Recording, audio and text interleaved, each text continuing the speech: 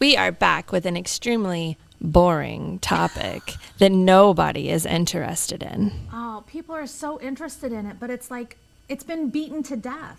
That's because nobody's doing anything about it. And so now we have to take it into the citizens' hands. Yes, that is right, people. We are talking about property taxes in the state of Ohio today. Oh my gosh. And you know, as much as we have dived into this and talked about this, and we have been talking about this for a long time. I have been recognized from this podcast in the wild twice because of our property tax stuff. In the wild? Yeah, What, like in the real world, not in our studio. When Two you different said places. in the wild, I'm like, where have you been? In the forest? Oh, I was walking neighborhoods of Kettering the first time, and then the second time I was down at a food pantry. Oh, well, and they recognized me. That's amazing. I love it when people recognize us. And yeah, they said that girl with the heart. With the heart? Yeah. I don't usually wear that, but I do have it on Well, today, so. I guess it's on the very beginning of the podcast, the heart. Yeah, so, yeah. And I like that. That's one of the reasons why I picked the logo for my company was that I do this because I have a heart. I want to give my heart, and my service is from my heart. So. Right. Anyway, that's enough of that. We're on property tax. Yes. And so, here's the thing. Even I feel like it's a moot point. Like, what the hell is going on? Where are we ever going to get legitimate answers? So last we talked, I want to say DeWine had just come up with this committee. Yep, the special group. Have they done anything? With all of the things that all of the proposals before have said. We've had all of these over 60 bills over the last 4.5 years that have been proposed from different representatives. That's because everybody running as a state rep or state senator runs on property taxes. They all have these grand ideas, and then does one of them come to fruition once they get in? No. They get up there and hobnob with their fellow state senators or state representatives and don't remember the people that they're representing at home. Exactly. And that grinds my gears. I hear you. And that is legitimately the concern. So the reason why this has become the crisis is because of their inequities, their inability to get something done over all of these years. Now, what I will say is we have a whole lot of talking going on about this, and that's good. I mean, you even have Vivek talking about it. Well, and he's, running on the Republican side for governor. I haven't heard Amy Acton, who is on the Democrat side, talk about it, but she may have. I just don't get her stuff a lot. And that's the thing. So a lot of the information that we're putting out there as we do highlights and talk about different things, right? We take the clips from our longer sessions because nobody really wants to listen to us all at once, but maybe they do. And then people are like, well, wait a minute, dive into this. And so we dive into this other information and we see this. So going back to this, yes, our legislators have failed and our municipalities have failed to give us real transparent information as to here's my community, this is what our budget is, this is what we need, and this is how we're going to get it. Instead, we get bombarded every time, the levies go up for a vote, and we don't get real information to say this levy plus this levy plus this levy, if you vote them all in, actually means you're going to impact your property taxes by being raised by $350 that you didn't know. Well, there's a lot of talk right now. Let's use some real life examples in Kettering. They want to build all new schools. Yep. Why? You don't need them. Yeah. I think they want to keep one, and to kind of prepare, they are combining middle schools next year, which I didn't know this, but in Kettering, apparently there's a fine line between Van Buren and Kettering Middle, and the people don't like each other. Yeah. I know they all combined in 9th grade anyway at Fairmont, but you either are very loyal to your middle school. So now they're combining them. It's going to be totally different. But they're saying if this passes, it's $512 million or something like that. If that passes, a home that's $300,000 would go up by $1,000 a year. Yeah. So a lot of the things that we've talked about and a lot of that information that's out there, the petition to abolish property taxes has gained so much momentum. But we don't know where that's going. I want to say what I was told is that we were going to collect signatures until the end of this year, and then come the 1st of January, we'd get them all certified, and we were going to be on a May vote. because May is going to be our governor election, and that was going to be a big turnout. And so that would be a great time for us to do this, because we can change midterm candidates. We can vote in the people who are saying they're going to ensure that property tax is abolished, right? But they all say that every single time, whether they it's don't. midterms or not. Correct. And coming from the political side, I believe that property taxes is a large enough issue now that it would bring people out in hometown elections. Absolutely. And so, unfortunately, I'm now hearing that maybe we aren't going to do mid-year voting in May for property tax abolishment. That maybe they're going to continue to collect the signatures and just put it on November's ballot. And I'm like, why? Because to me, that seems frustrating. But I will say, it's going to be a primary in May. Yeah. You already have your top 2 candidates for Yeah. each party. I don't think that anybody is going to successfully challenge either one of them, Yeah. and that being Vivek and Acton, whether you're on the red or blue side. So I do not think that turnout will be as high in May. So, I mean, and so here's the thing, you know, we were talking about, well, Florida's on the path and they're going to abolish their property taxes. And DeSantis has been very vocal, and he's been really proactive trying to get this done. And he is standing by it. Like, this is going to happen. This is going to go. And so when they said that they were doing their November ballot, November of 2026, I was like, well, maybe we can get it done before then. Like, Yeah. here is my thing. With the states that are currently actively trying to abolish their property taxes for whatever reason, Texas is because of fraud. They've got confirmed cases that they've got a whistleblower. They're showing this system is flubbed up and this is wrong and you have taken advantage of your people and we're getting rid of it, right? They're in a big major situation. The first state that actually does this is going to gain by people wanting to move there. So, Yeah, but we don't want that. Don't move here to Ohio from your blue states. well, let's see. What's blue states?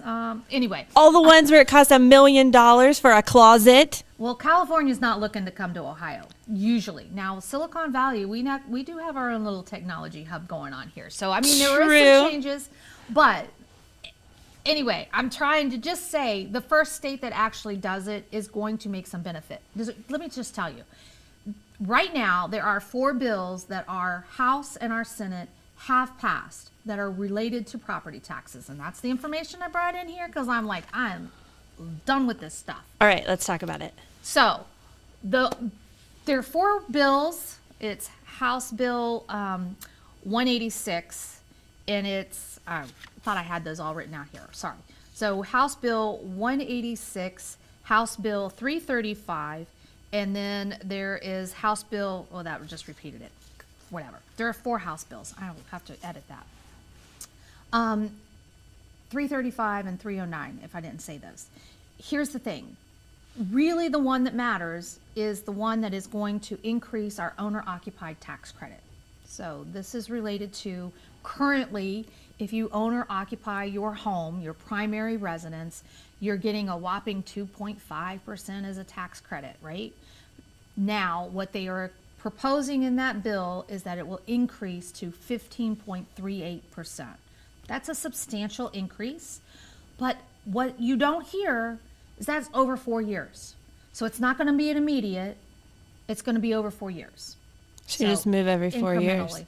Well, it's not that you would move every 4 years. You don't get the full benefit of this House bill until the end of the 4 years, right? Until now it's actually, so instead of 2.5, maybe it's going to go to 7, and then it'll go to 12. This is a credit. Incremental credit. I was thinking that you were saying like your taxes are going to be 2.5 and then at the end of 4 years it's going to be like 15%. No, but I'm like, I need data. I want real life information. So what I did was I said, if the home value was $250,000, what we currently have right now, if we have an effective tax rate of 2%, then 250,000 times that 2% means I'm paying $5,000 per year for my property tax. That is before any of these changes. Now, if the new value, as it is, if the new value, because there's a reassessment that's coming up, and if that reassessment is a 25% increase, my $250,000 home is now going to be valued at $312,000. At that same 2%, my taxes went from $5,000 to $6,250. This is what a lot of us have already felt. Yeah. Right? And so from $5,000, now I'm at $6,200. What the heck? That's big. But if the limit comes out, instead of that being $1,250, it's cut back to a $200 to $300 per year increase. So instead of so that sounds like it makes sense. What I don't think, it's something considering what the citizens want to put on the ballot is 0. well, and here's the thing is that, well, by the time you look at this, the inside millage cap, they have offered to put a limit on that so that you cannot exceed the inside millage. And then they're going to phase out the non-business credit as a result of being able to give that owner occupied. So the 4 bills, when you break it down, it's really not that each of those bills is going to benefit you. It's one is a caveat in order to get the other. So they have to do this non-business credit phase out in order to be able to give owner occupied credit. So those two bills what are does tied non-business credit mean? So like if you have a home, but it's not business, like you're renting out your property, so it's not a business, Oh, but it's a residential. for like the but you're using- investors? Yes. Okay. So they're going to phase out their 10% credit and give that basically to owner occupied. What about the developers? Yeah, there's no conversation here about any of that. Oh, shocked. So that's the thing, Ellie. That's what gets me is that owner occupied credit. Yes, great, 2.5% to a 15%. That's the biggest win as a single item. But how long have we waited for that? Why have we only gotten 2.5% as an owner occupied when everything we do is in that community and giving to the benefit? And it's gone up more than 2.5%. Well, our values have gone up more than 25%. That's what I mean. So number-wise, you've been paying, and it's never adjusted down. Right. So when the market was down, when you lost equity, when people were struggling, we didn't get any benefits then. So while we're having these conversations is great, while they think and have this is before DeWine at this point, whether he signs it or not before he gets out of office is up for discussion, right?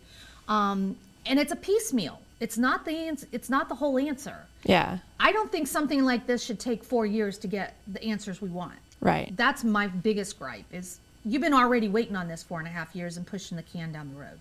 So don't give me a proposition that's now going to take 4 years to come into full effect. Yeah. Make it now, make it retroactive, and figure out how to give your transparent budget numbers to the municipalities the way that we need it as the people who are fronting the bills on all of this. That's really what Amen. it comes down to. Yeah. But we do have counties who are coming up and saying, oh, well, we found errors, so yes, we're going to refund money. And, oh, we've been good stewards of our money, and so we're going to give back $50 million to our residents. I want to say, bitch, if you had $50 million that you didn't need, you should have already given us that money back. I mean, I'm just putting that out there. Because that, while it's good to hear that they are saying those words, you knew that you had more money than you needed all along. And nobody was coming back from the municipality saying, hey, residents, by the way, we're going to not accept any more property taxes from you because we have a surplus. Yeah. It's like the school fund. Is this really, though, giving back? Because there's an elected official in Montgomery County that gives back $1 million every year. And what actually happens is they just deduct it from his budget. Well, so that's what I've said, is that I know of 7 different counties that have all come forward talking about money that's coming back to their people. I haven't heard from any person yet saying that they've received a refund check, nor have I seen anybody who's had a property tax bill that's been adjusted to a lower price point as a result of this. Yeah. When I see either of those two things, then I might lighten my stance. But right now, it feels like you're just telling us all the things, and you are on record now for saying there was an error in your computations, that your software failed, that really people should have been disputing their property tax bills all along. And by the way, why did it take all of this activity to abolish property tax scare for these municipalities to start standing up saying this. That's the reality. Yeah. Is that they're like, well, if they're going to take it away, well, I'm going to give them these here. I'll give you 20, but you give me 50, right? Oh, but I feel good because I've given you 20 back. But hey, I have not had to give you. So here's the topper on this, because really got me going. I had a conversation with a realtor friend of mine who happens to be in Canada, because a lot of what I do is also global and everything like that. So I'm like, hey, I want to ask you about this. So when we were talking from an investment side. They have some opportunities where investors are helping people who have a situation like what we see happening here, that they're maybe living on fixed income and their property tax bills are coming out. January is happening, right? And people are like, crap, what am I going to do? And so they don't want to lose the house because of the property tax, and it gets sold off to a lien, and now you've got this additional 18 to 25% automatic on there. It's like, what are people doing? Maxing out their credit cards and all this stuff. So one of the things that they've done is they have investors who step forward and say, hey, if you're struggling, if you have home equity, but you can't tap it any other way, we can maybe help you out as an investor working with this realtor, so you know that everything is legit, everything is documented, everything is in a written agreement, right? You're not selling your house, you're not giving up any rights to your house, you're getting the lifeline that you need. And I was really curious, and I'm like, so how are you able, like, how is that? And he's like, well, wait a minute, how do the property taxes work where you are? And so I was telling him what's gone on and how we've had these continual rises. And he's like, wait a minute. First of all, our municipality comes to us and says, here's what our budget is, here's what our needs are, here's how much money that we've collected. And oh, guess what? We don't have to go up on our property taxes because we've met the needs. Yeah. And I'm like, wait a minute. Legit, are you saying that your municipality's financial information and budget and expenses are that transparent? He's like, absolutely. That's the only way that they get any increase in property taxes. They have to give that in order to get it. Yeah. If they don't get it and they don't have the answers, they don't get it, the money. Like, they don't raise the property taxes just to raise the property taxes. He's like, so he gave me some example, and he's like, yeah, if my house, you know, if it was $250,000, I'd probably pay $1,800 a year for property taxes. I'm like, yeah, okay, those days are gone in our area, right? They're Right. probably sitting at about that $5,000 a year mark. And if they get another increase, which what we're talking about, you know, if there's a 25% increase overall average, whatever, then we're probably going to be looking at $6,200. My property taxes have gone up. I know what I'm paying on mine. And that unrealized gain in the value of my market home shouldn't dictate my property taxes. Yeah. And that's what he's saying, is that has nothing to do with the value that the property taxes are. Like, the community is built. This is the money that it needs. This is how many residents are there. You factor it out. And I said, so when new developers come in and all that, does everybody's taxes raise? No. But the new developer is having to deal with what their portion of property taxes are for what they're bringing into it. And I'm like, oh my gosh. I mean, just some common sense would be a huge step forward. Mm-hmm. And that, no matter what the bills have been, they've all tried to present at different points, right? But nothing has really taken that common sense approach from the consumer perspective. We can't just keep giving money to pay for these taxes and think that it's always going to happen. So what we do need to do is we do need to dispute these property taxes. Even if it's a little win, it's a win, right? Yeah. Even if it makes the county officials aware that 7,000 or 12,000 residents in that community are not happy with what their tax basis is, then they know how many people they actually have to be addressing. Instead, it's kind of like that, well, that's not really our problem. That's a Northeast Ohio problem. No, this is in every 88 county that we have in Ohio. Yeah. Everybody is feeling Might have it. started in Northeast Ohio, but it has trickled down. Absolutely. And I mean, you know, I'm a fan of Carl Keys. We haven't been able to get him on here, but John is a great guy. We've had him in here a number of times. And I really hope that Carl is open to having the conversations that need to be happen. Because if the state isn't really the force that puts out there how the property taxes are held, They just dictate the rules, right? Then it still comes down to our local county officials that we need to be able to have the conversation with and say, how do we resolve this? Because if the county official who takes care of property taxes, our auditor, Yeah. isn't on our side as the consumer, then it's a moot point. Yeah. And if he is, and I'm not saying this he as in Carl, but if that county auditor official is really in cahoots with, we'll call it, the municipalities on just getting as much money as they can and not having any real recourse to it, then that's a definite hit. That's a negative for the consumers, right? And if people realize that this county is kind of in this dynamic, then I probably wouldn't buy or sell in that county. Yeah. Right? Because people look to the schools and say, well, if I don't like that school, then I'm going to go to this school. They do the same with counties. But I feel like that's kind of a catch-22 though, because so let's look at Warren, Greene, and Montgomery. The housing prices in Warren and Greene are significantly higher because of new builds, farmlands being sold and then developed and whatever, than like say the city of Dayton. Yep. Even though property taxes is a lot higher in Montgomery County than both Warren County and Greene County. Yeah. So you have somebody who has to really look at the whole picture, not just itemized down.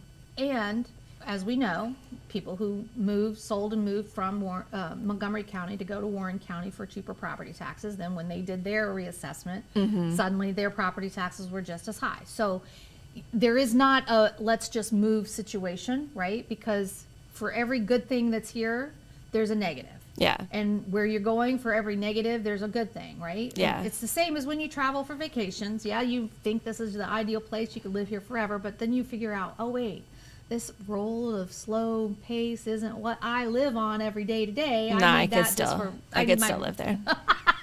St. John, I'm coming for you. I could definitely live there for the weather, believe me. Yeah. But the slow pace reality, I'd have to have my own checkout to say, get with the program, girl.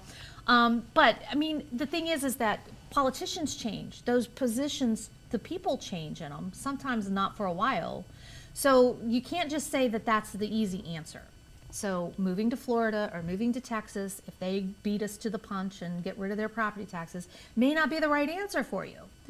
How can we resolve this here in our own community where we live?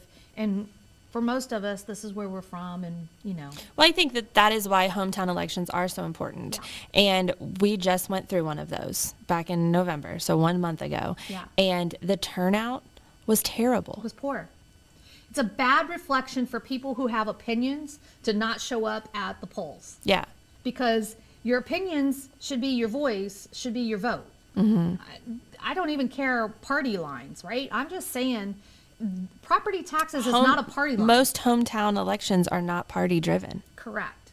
And the property tax is not party driven. Yeah. This is all around. So, and this is what I've said, it's also all demographics. It's not just seniors who are having this issue or people on fixed income or first-time home buyers. It's millennials. It's everybody. With student loan debt and all the compounded everything. Plus, I think just in this economy where the price of eggs have still not come down, you can use every dollar that you have. Well, and that's it. And if 60% of your dollars are going to schools, then you're going to question what is the schools doing with that money. Why am I just not sending them to the Miami Valley School? So there you go. You find the answers because you as your household, your budget and what your income is. And I can give blood in order to pay my property taxes, but it feels like that's what I need to be doing. Yeah. And I don't want to. Well, it'll be very interesting to see with the elected officials that are up for re-election next year and being challenged and whatever, who gets in, does this actually get signed with DeWine on the way out? Is there like a reignition when Vivek gets in there or when Amy Acton gets in there? Well, and I hope that DeWine at least does this because it's a start. I will take every little piece at this point to say it's a start, but it is not the full answer. And we need to be having those conversations, and the people need to be speaking up to their local authorities, right, to their county people, and more importantly, voting when those votes come up. So if we're going to continue to collect signatures, then we're going to continue to do that because I don't think it's a dead issue. Yeah. I want to feel like it's happening faster, not later. And if we know that it's not going to be for a year, there's a lot of things that can change between now and then. Yeah. But if you get the opportunity, you need to be speaking up and saying your piece. And please know that disputing your property taxes is your right. It doesn't put you on a blacklist. They can't do anything to you because you dispute it. Right. You may be limited if you've already filed a dispute. You may not be able to file it. Some counties have that stupid rule. But it only happens January through March. My office, I'm available to help with people who need that. You don't have to use a realtor. You can do it as an individual. But I know that some individuals feel like, well, if I do it myself, I have to get an appraiser, and so you're going to pay $500, $750 for that. I'm not going to charge you that much. Yeah. So maybe there's a balance there if you need a realtor. It's a service I provide for any of my clients. I just want to make sure, first of all, the biggest thing is I don't want somebody to lose their home because of property taxes or because of anything that we could have controlled or helped or changed, right? Yeah. And so there are investors who are not trying to take advantage of people, but just trying to help. And yes, they'll make a little money on it, but it's an answer. It certainly beats selling it to a tax lien company and then having to pay it back at a whole lot more. Yeah.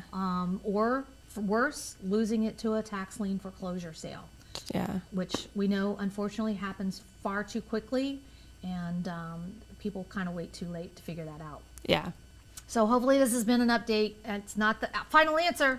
I cannot wait for the opportunity for us to come on and say, we did it, we won. Yeah, Property taxes are gone. In the meantime, if you want to know more about the property tax updates, that get on Facebook and you can look like Ohio Abolish Property Taxes. There are a lot of groups out there that I've gotten a lot of information. I'll verify, obviously, because not everything that you see on the interwebs is true, but you can trust us. Yeah. And you can see just what people are talking about in the state of Ohio as a whole, not just like county specific. Yep. But I've seen your name on there a couple times. Like, hey, I just went and signed this petition with her. Yeah, it's good. Yeah. Anything we can help you with, drop your questions below. We'll get back to you and see you in the next one. All right. Thanks for joining us today on the Realty Podcast. If you enjoyed the knowledge and entertainment today, please subscribe and share with your friends.